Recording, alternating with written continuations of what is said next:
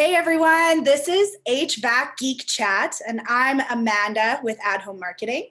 And this is Erik with Stochastic Marketing. Took your thunder there, Erik. Didn't even know I was going to. Yeah, you stole it from me. That's all right. That's okay. Yeah, well, why don't we start with the digital side? Because, all of the numbers, all of the data suggests that the following is true. And we'll pull up some graphs and stuff later. That no matter the size HVAC company you are, no matter the size plumber, and plumbers, it's about a half step smaller actually. But for every $1 million in sales that you are as an HVAC company, and for about every million to $1.5 million you are as a plumbing company, you matter in 1 to 2 zip codes. And then, like I said, in plumbing, it might be a little bit closer to 1 to 3 zip codes because plumbing likes to go wide, whereas HVAC's more like a skyscraper, right? When you look at really successful HVAC companies, they have a dominant footprint in a very small, most of the time, area, not over a wide swath. In fact, most companies try to reach too far, and I think that's what keeps a lot of them from succeeding. They attempt to cover areas, and you and I have looked at how many different websites. Yeah, that's the conversation I always have with customers when they say, "How do I want local marketing?" And okay, well, local marketing is your city. What we're talking about is hyper local, right? So just because you service Calgary or Cleveland or Florida doesn't mean that that's your market that you should be advertising to. So when you and I talk about market share, we're not saying how much of the city that you service is your market share. That is a part of it, but we're really talking about where do you spend that $1 on marketing if you only have the one, and how do we find the pockets in the city, the hyper local pockets that are going to bring us the best customers. They're going to bring the better homeowners to fill our schedule. Right. Well, and it depends on the city, right? If you're in rural Iowa, okay, yeah, your market may be your city, and it may be a number of cities because those cities are tiny, right? Mm-hmm. Ottumwa, Iowa, Baxter, Iowa. But if you're in Des Moines, if you're in Houston, right, there's no way that you as a local company in Houston, in your shop, realistically service all of the Houston area.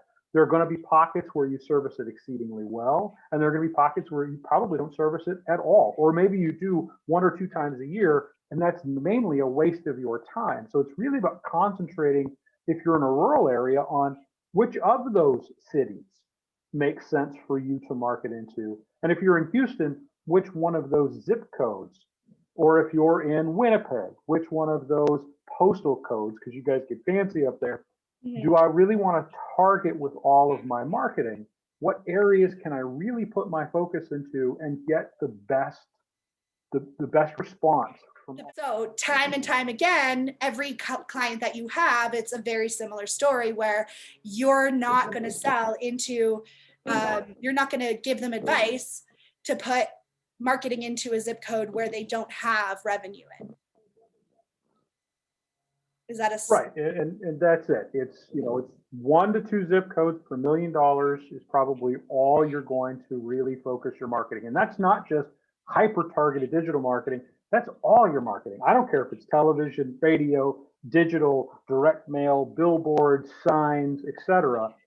Most of your leads are going to come out of 1 to 2 zip codes per $1 million in sales for an HVAC company. It might be a little closer to 1 to 3 for a plumbing company. Because, like I said, plumbing tends to be a little wider in its, think of plumbing grows like a ranch where HVAC grows like a skyscraper, right? It's really isolated on a couple zip codes. And obviously, if you're more rural, if you're in rural Montana, you're going to have to grow wider one way or the other. But still, it will be hyper focused on those zip codes. And there's a diminishing return. Why don't I show some graphs here to show what we're talking about? Here's what the total lifetime harvest, and I've got a bunch of companies we'll flip through here. They all look the same. And you can see how much more in sales. I mean, look at here, you're almost $2 million in sales out of this top zip code. The second zip code, 1.6. That's about a 25% drop. We flip to the next company. We're going to see the same here. You got nearly $13.5 million in sales here. The second best zip code is just a little over $10 million in sales. The zip code after that. And these zip codes way out here on the edge, they've been around forever. the same television, the same radio, and this is a company that does $20 million a year in sales. The same television, the same radio, the same everything is hitting all of these outlying areas, and they've never moved, and they never will move. And the reason they won't move is because we often think of ourselves, we wake up every day as a business owner and say, I'm going to go take over the world. And we forget that every other business owner, a lot of them out in these zip codes, some of them as bigger than us, say the same thing every day in the mirror, right? They go, I'm going to go rule the world today. I'm going to own this area. I'm going to take over. I'm going to market. And so no matter if it's a big company or a really big company or a small company or a medium-sized company, hyper-focused, $26 million in their best zip code, $10 million in zip code number 2, right? This is the most productive zip code, by the way, we have ever seen. And it's in a town nobody's ever heard of. I know I used to work there. The beautiful part about this is television, radio, and these guys are part of a major brand, major franchise across the country. So they've had nationally advertised things. They've been on national television shows. They've been on radio. They've been on television. They've been on billboards. They got fancy trucks. They got all the stuff that we all talk about branding wise. And yet look at how their business, and by the way, they're a highly successful business. When I joined, they were about $2.5–3 million in sales. When I left, they were $12+ million in sales and continued to grow from there. And they're in the middle, like I said, in a town most people have never heard of. But they do $2.5 million in sales in their top zip code every single year. And you can see the difference between that zip code and the second best zip code on their list, which, by the way, isn't very far away. Their trucks drive through there. All the same things happen in all these zip codes in this very tight-knit area. They do fantastic digital marketing. They put a lot of effort into it. And still, it follows that same pattern. And that's just what we see again and again and again. Every time you look, you're going to see a really narrow area of focus. Now, these guys are a little bit bigger. You can see their areas a little bit wider in margin. Now, they've got some smaller zip codes here. That's why they only have about $5.5 billion out of their top zip code. They're in a more rural area. And because of that, they get a little bit less out of those zip codes each year. They're also in a more competitive area in these other zip codes. But still, out here, nothing has ever changed. So your same is true when we take a look at, go ahead. Sorry, so when you're analyzing and seeing the charts look the same every single time that you have a conversation with a client about their zip code market share, and it looks the same every single time, the question that I ask is, well, what physical location is their warehouse? Is that in the zip code that always does the best? And you're saying sometimes, but not always, right? Right, well, it depends. So if your shop is, and this is why I have this slide up here, if your shop is in a zip code that has very little opportunity, and this zip code, this slide we're looking at here shows the opportunity by zip code, right? So if you're in one of these areas that has just very little opportunity, and a lot of times that's where we see guys have their shops. They're in the back of an industrial park, or they're in the back side of town, or they're just outside of town, around the corner, down the bend, right? They're not in a major zip code. So in those cases, no. They're usually, it's one of the closest zip codes to them will be the best. Sometimes it's not though. Sometimes it's the zip code they used to work in. A lot of times we find businesses, best zip code was the zip code they were founded in and they ran in for years, and then they moved down the road to be better in another zip code. And still their best zip code is back where they started. Where you get your footprint, and specifically timing plays a big part in this. So gaining market share in a zip code is a kind of a finite window, especially the HVAC industry. There is a timeline when there's a lot of replacements. Houses go up in about 10 years to 15 years, depending upon area of the country. The system starts to break down and you start to get first-time replacements. And that runs, you get first, second, and third replacements, usually between that 10 to 15-year mark through the 30-year mark is when you're going to start to see the beginnings of those third-time replacements. But by the time that happens, by the time you get to that third set of replacements, the market has really diminished. Think of a drop of food coloring into a glass of water. At first, you can see the drop of food coloring, and over time, the glass just becomes, say, pink, right? And because the food coloring disperses equally amongst the water. The same thing happens with the houses and the replacements. Areas of housing are built all at once.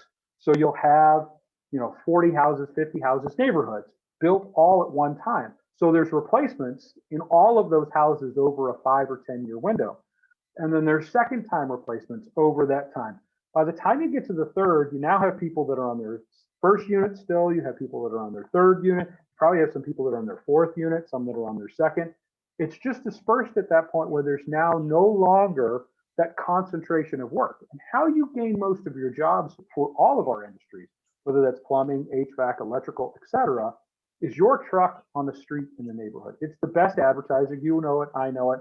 If your truck's on the street in the area, you're very likely to pick up more jobs in the area if it's there Right. all the time.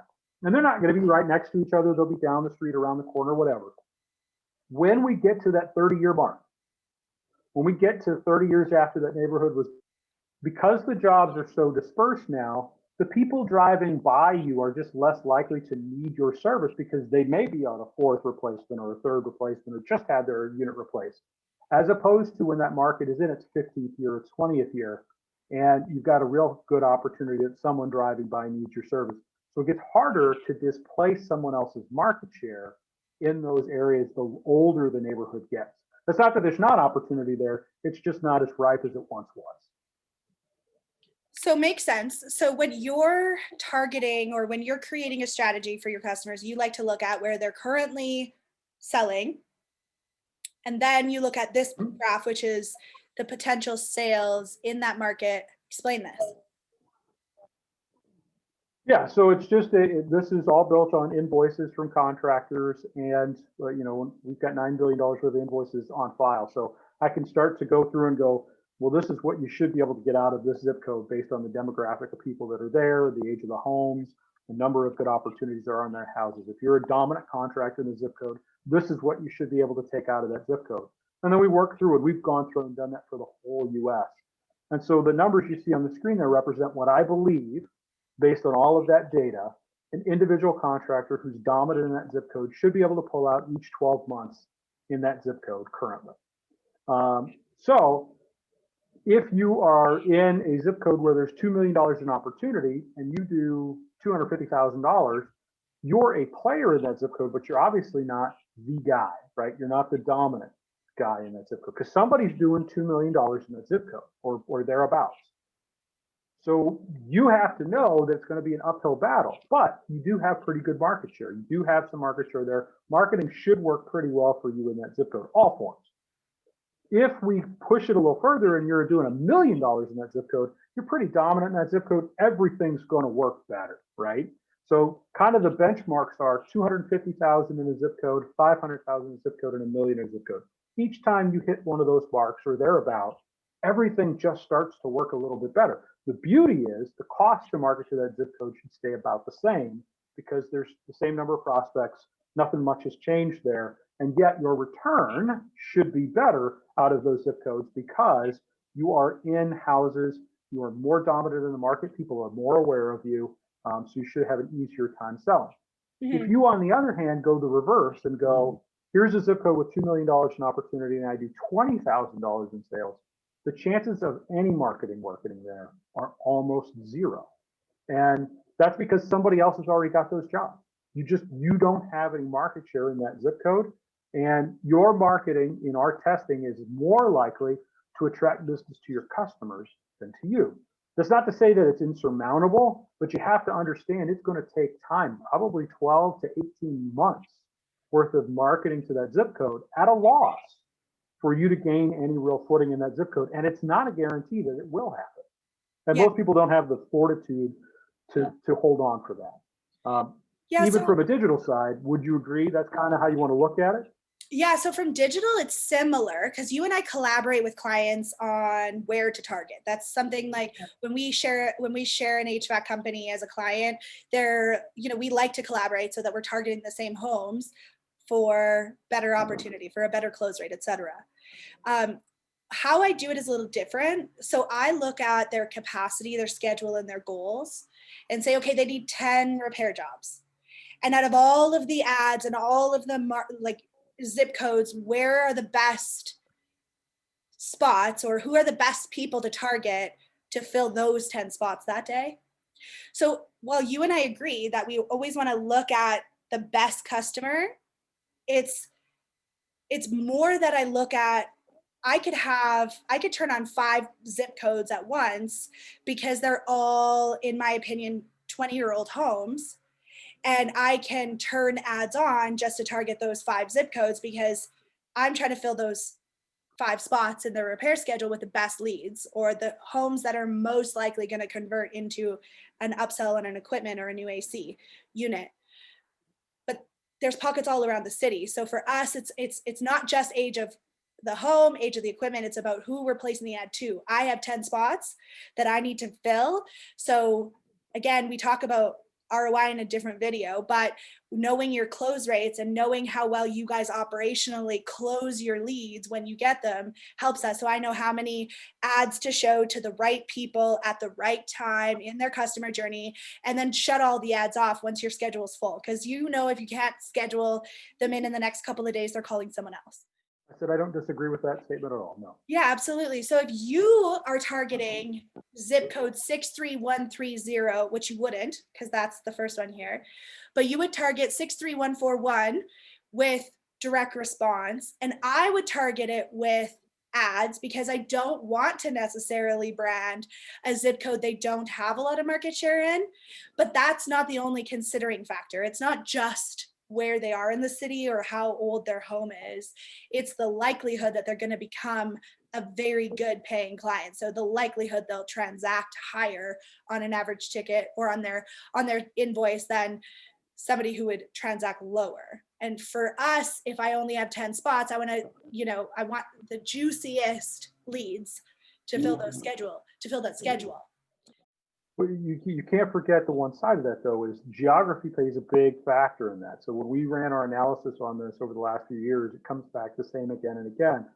There are zip codes, and it's going to be those zip codes where you do more than $100,000 in sale, more than $250,000 in sales, where you're going to find that getting a new customer, you're about 7 times more likely from any form of advertising. Any form, doesn't matter. Whether it's my advertising, your advertising, or anything in between.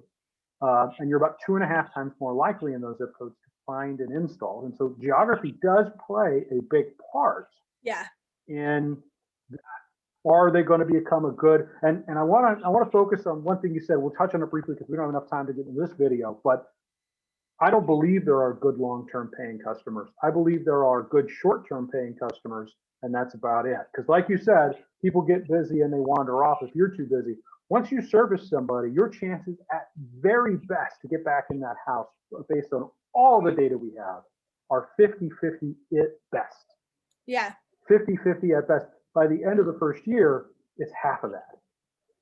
So, I don't think there are any good long-term paying customers. Yeah. So yes, for sure. Absolutely. It's the first time you have an opportunity to get into the home for an install. What I'm hoping to achieve with long-term is I want to hit them with an ad and get them to our site, to our business, before we know they need that install. So that's the dream. That's the hope, is to only brand to homeowners that have or need a new air conditioner in the next 24 months. Right. And if I know that is who I want in our schedule, then I just need to figure out where they are and where the highest concentration of them are. And so, yes, while it is geography, it's actually about who it is, not where you're placing your ad. It's about who you're placing your ad to. So it doesn't do me any good to get into it doesn't do me any good to get into a house. So let's take the ride that you can predict who that customer is, right? Let's say that's 100% accurate. We both know it's not 100%, but let's just say for the sake of this that it is. And you're able to predict who the person is. It doesn't make them any more likely to buy from you, though. Right. And so the geography still plays a huge factor, because if I waste my time, my energy, and my money going to people who are going to be, again, just based on this conversation, we're saying are going to be great prospects, but they're way out here, right? Way out in the middle of no man's land here. We can flip back. If they're way out here. In this example, what you're referring to gives very little hope to any HVAC business who wants to grow into a new market. Whereas what I'm saying is you've No, never no, been, there is hope. No, no, no. but hold on, but Well, you've never been in that market. So out of your theory, you're saying you have $0 in revenue. You're not going to do well in that market because you haven't been there and you don't have revenue there. okay, I'm going to rephrase that. I'm not going to give false hope, because false hope is just me taking their money without doing good work for them, and I don't believe in that. Okay. You know, it's like hoping that I wake up tomorrow looking like a young Arnold Schwarzenegger. It's not going to happen. So it's Why just, would you want I'm to going to look set like that thought aside. a young Arnold? I'm just saying, who wouldn't want to look like a young Arnold Schwarzenegger? But I know it's not going to happen. I'm not going to wake up and look like 40-year-old Arnold Schwarzenegger. Okay, it's just not going to happen, and that's fine. I'm good with that. But I can have goals that are achievable. So yeah, you're right. What I'm saying says there is very little hope in those zip codes, because that's true. And again, I'll go back to what I said earlier. But That doesn't mean like you the can't data. do it, but it means there's no guarantee. Yeah, but there's data that I have, obviously, because if I were to tell a client, hey, listen, I only ever want to do what you've always done, then they're always going to get what they've always got. So I have to present strategy, so do you, as to how to grow revenue. If we're always never going to grow in markets or zip codes or postal codes that we've never been before, how do you expand other than to acquire the business that has $1 million or 2 million in that zip code? So now you're always going to say that the only way to grow is to acquire, whereas I'm saying that's just not accurate. Oh, absolutely not. Because we go after markets a lot. Like you have a client or an HVAC company that is $1 million a year in sales. How do I get them to do 10 million a year in sales without acquiring another business? Well, you have to brand to new markets. You have to expand and take your money. But if you're only doing $1 million, you only have 1,000 to spend, yes, spend it where you're probably going to have the highest opportunity to get money or the best opportunity to get the highest revenue. Absolutely. But you can't just not market in areas that you have no revenue in, because then you're never going to grow naturally.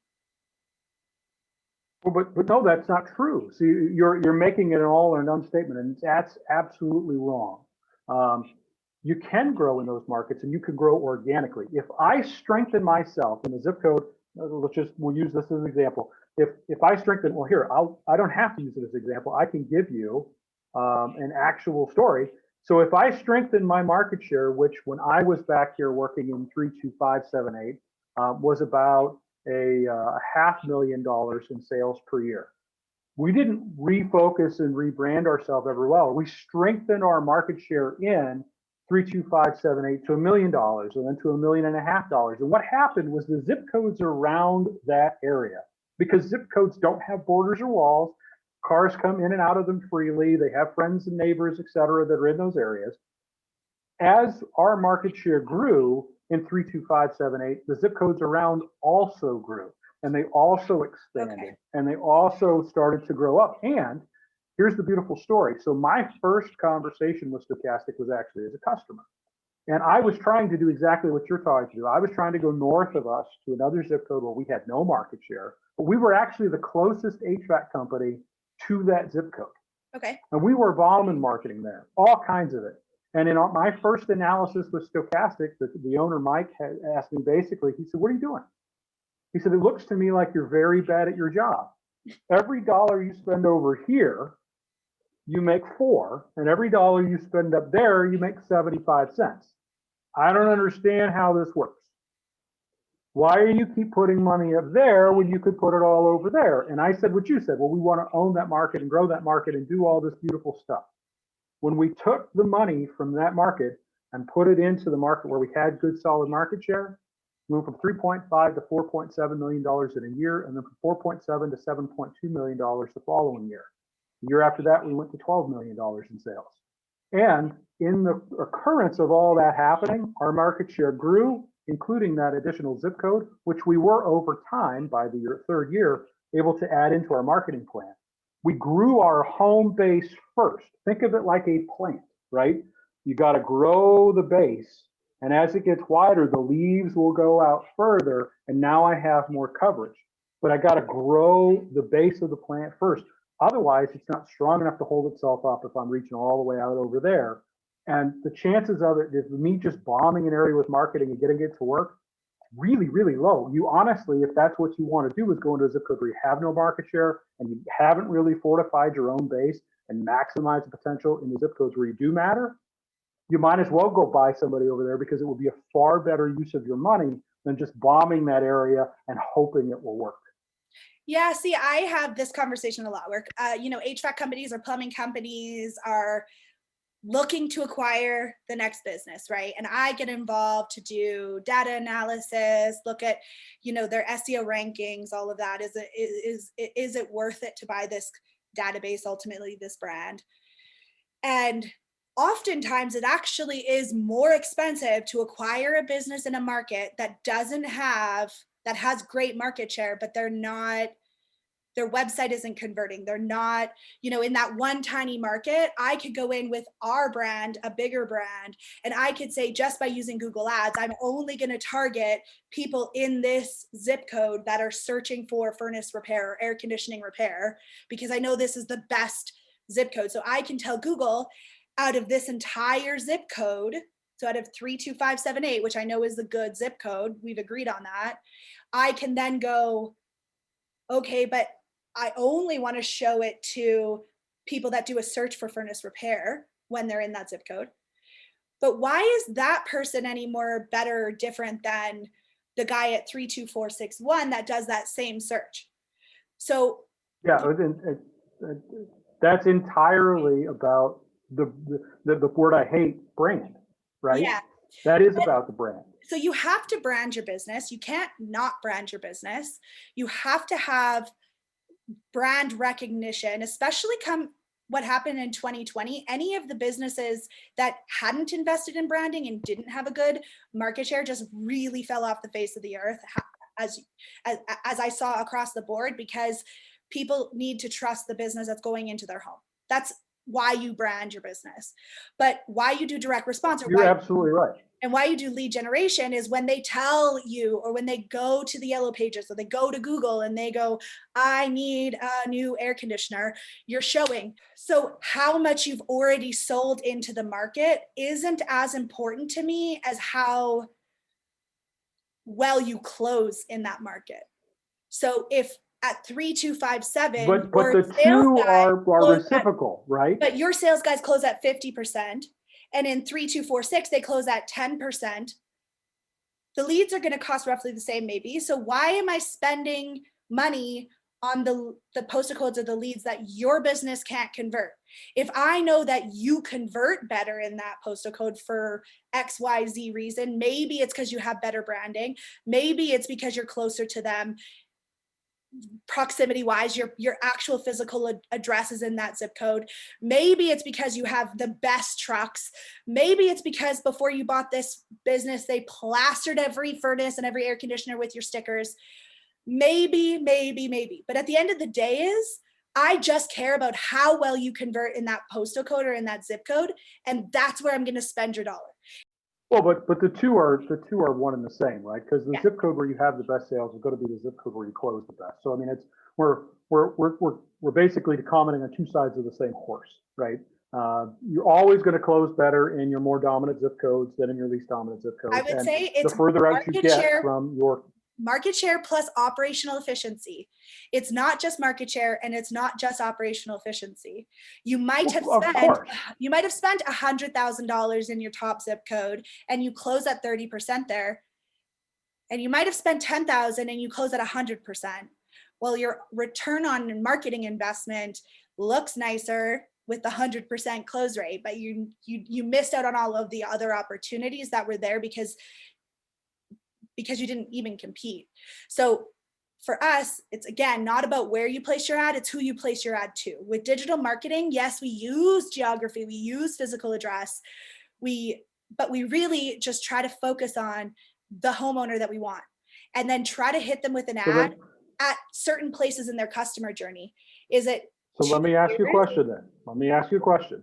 Yeah. Then if that's true, and look, I understand that you offer a different, why does it always look the same? Because there are other people that are trying to do the same thing you are, and I've run across them. and I've looked at 500 plus companies, and they always look like this. Yeah. So let me ask you this question. If I am located in 07083 and I quote, I'll get out there today, and or in a zip code that's further away and I decide I want leads closer to me for whatever reason, and I don't want to service those further away from me markets, do you think that they're going to keep coming back, or do you think they're going to go to someone closer to them? So for me, I think it's proximity to your best zip code. And I think it's where you put the most energy and effort into marketing. So market share isn't important. All of those things are true. How well your marketing is working when we do market in that area. Right. But again, if I say, okay, but I'm going to go to 07457, way out in the middle of the boonies, right? It's not particularly close to the shop, although it's not terribly far from my fourth best zip code here at 054, right? They're pretty close together. And yeah, 457 is not, or 057 is not a real great zip code for me. It's not a solid area. I can't sell very well there. Based off of amount of sales or how well you close in that area? Because those two things are very different. If I have one job to get you and you close 07475 at 100%, I'm absolutely turning that ad on over the one you have a bunch of market share in because you close less there. So but wait. You got two flaws in your argument. Two flaws in your argument. One is we're talking about small numbers. If I only run the occasional job in 07457, it might look like I close it 100%, but I only go there twice a year. And so you're going to give me a place that I go 2 times a year. I visit 2,000 houses a year. 2 of them are in that zip code, but it closes 100%. Now that's a problem based on small numbers, right? We have that issue. And so now all of a sudden I look really efficient, which is why sales becomes a better way to look at it, because you go, well, wait, we only sell $12,000 a year in that zip code. That's 2 installs. That's it. I mean, that's all. How many phone calls do we get from there? And you start to investigate and you go, well, we only go there. Well, correct. And as soon as I spend more, guess what those percentages are going to do? They're going to go down. But we don't have that data. It's not going to stay at 100%. We don't have that data in front of us, right? So it's easy. Yes, we do. Yes, we do. Because I've got it for this company, and I can show you again and again that that zip code way out there, yes, you went out there and you closed 100%. That's fantastic. You're saying, and here's the beauty. Again, I think the argument we're having is you don't want to constrain yourself to those few zip codes. And I get it. I don't think HVAC companies should. I don't think HVAC companies should constrain themselves to those. Oh, absolutely. Have you looked at an HVAC company's website and looked at the areas they say they cover? Most of them cover a 20-mile radius. Do you know how many homes are in 20 miles in Houston, Texas? 20 miles. If you're a $4 million company who says you cover the county, kilometers? What is that in kilometers? I'm just kidding. I don't know. I don't do Canadian math. Canadian. These huge areas. I will argue with you that all contractors, or the vast majority, I'm not saying there's not exceptions, right? There are people who are good at the numbers. They look at their numbers. Those people may be able to take your message and do the right thing. I think the danger of your message is that you keep saying expand, expand, expand, expand, expand. And my job, I believe, as someone who works for and with HVAC contractors, is to help guide them down the right path, to help show them what will be most effective, not to tell them a fairy tale, not to agree with their hopes and dreams. I want to help them achieve their hopes and dreams by giving them the best opportunity. I believe it is a disservice to them for me to say, I think I don't have enough data for that zip code you only spend $5,000 a year marketing to, that's worked okay. Let's dump a bunch more money there. When I have good solid data that says you could grow another $500,000 in your top zip code, let's focus your efforts there before we talk about expanding. And I think I believe that's my moral obligation. And I definitely agree with you. What I don't agree with is the why your companies that have the same pattern, why they sell more in that zip code.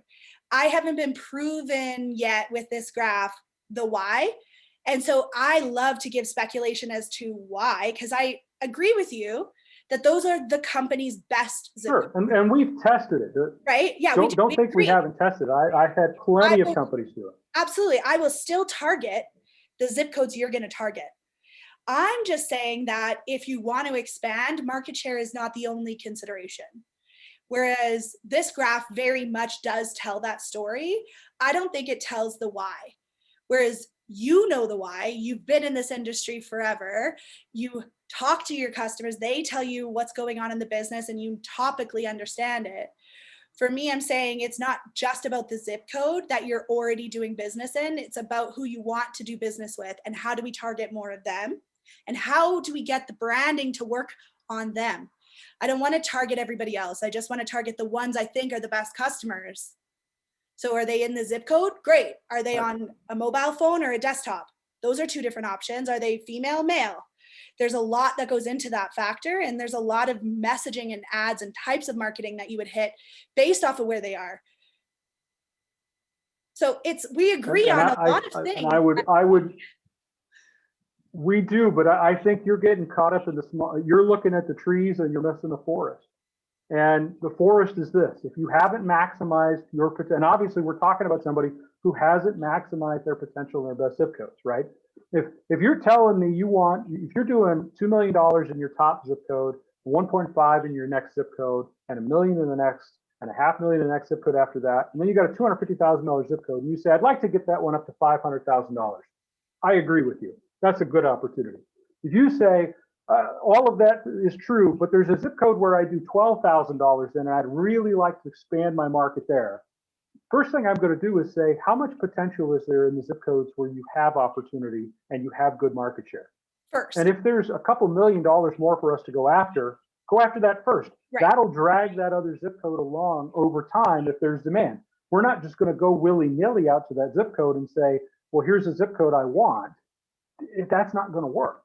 Right. And that's not to say it can never work, but you're going to be 12 to 18 months of losing money before you even know if it's going to work. And the chances of it working are really, really low, essentially zero in a zip code with $2 million of potential where you do $12 million in sales. It fails every time I've seen it done, and I've seen it done hundreds of times. Yeah, I don't necessarily see that, because we can take a budget that was originally spent on the entire city and take 4 postal codes or zip codes and take half that budget and divide it over. And so per lead you spend less, or sorry, per lead you spend more, but you're not wasting so much budget on the zip codes that necessarily aren't going to convert. But I don't base it off of how much they're already selling. And that's where you and I had this, I think, aha moment where we could collaborate, because you look at the data very differently than I do.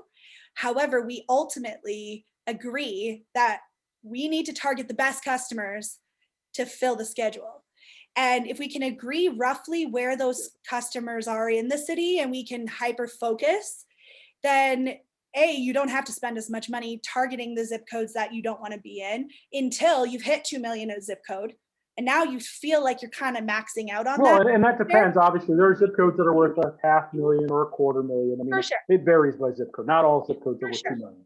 Absolutely. But until you know that you have capitalized and reached the most amount of market share in that zip code, you really should continue to go there, because that's what we call in the biz the lowest hanging fruit.